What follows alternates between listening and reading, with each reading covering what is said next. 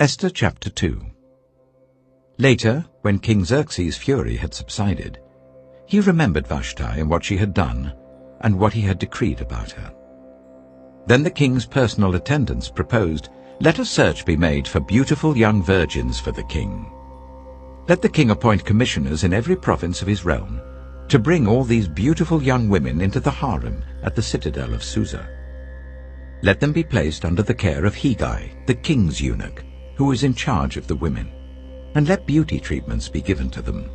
Then let the young woman who pleases the king be queen instead of Vashti." This advice appealed to the king, and he followed it. Now there was in the city of Susa a Jew of the tribe of Benjamin, named Mordecai, son of Jair, the son of Shimei, the son of Kish, who had been carried into exile from Jerusalem by Nebuchadnezzar king of Babylon, among those taken captive with Jehoiakim king of Judah. Mordecai had a cousin named Hadassah, whom he had brought up because she had neither father nor mother. This young woman, who was also known as Esther, had a lovely figure and was beautiful.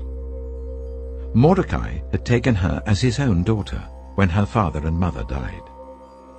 When the king's order and edict had been proclaimed, many young women were brought to the citadel of Susa and put under the care of Hegai. Esther was also taken to the king's palace and entrusted to Hegai, who had charge of the harem. She pleased him and won his favor. Immediately he provided her with her beauty treatments and special food.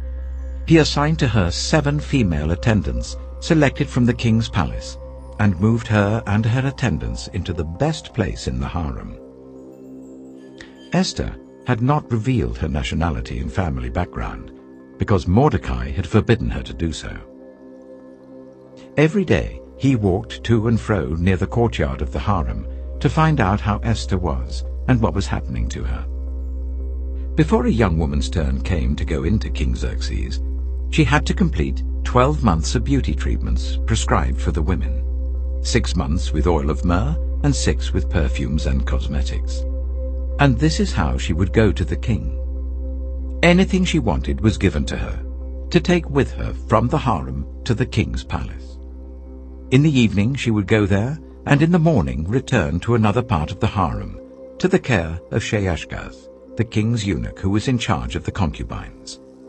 She would not return to the king unless he was pleased with her and summoned her by name. When the turn came for Esther, the young woman Mordecai had adopted, the daughter of his uncle Abihail, to go to the king, she asked for nothing other than what Hegai, the king's eunuch, who was in charge of the harem, suggested. And Esther won the favor of everyone who saw her. She was taken to King Xerxes in the royal residence in the 10th month, the month of Tebeth, in the 7th year of his reign.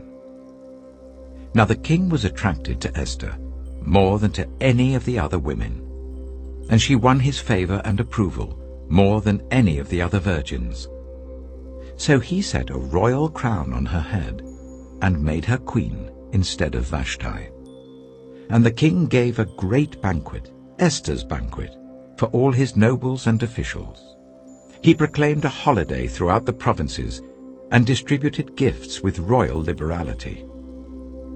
When the virgins were assembled a second time, Mordecai was sitting at the king's gate. But Esther had kept secret her family background and nationality, just as Mordecai had told her to do, for she continued to follow Mordecai's instructions as she had done when he was bringing her up. During the time Mordecai was sitting at the king's gate, Bigthana and Teresh, 2 of the king's officers who guarded the doorway, became angry and conspired to assassinate King Xerxes. But Mordecai found out about the plot and told Queen Esther, who in turn reported it to the king, giving credit to Mordecai. And when the report was investigated and found to be true, the 2 officials were impaled on poles. All this was recorded in the book of the annals in the presence of the king.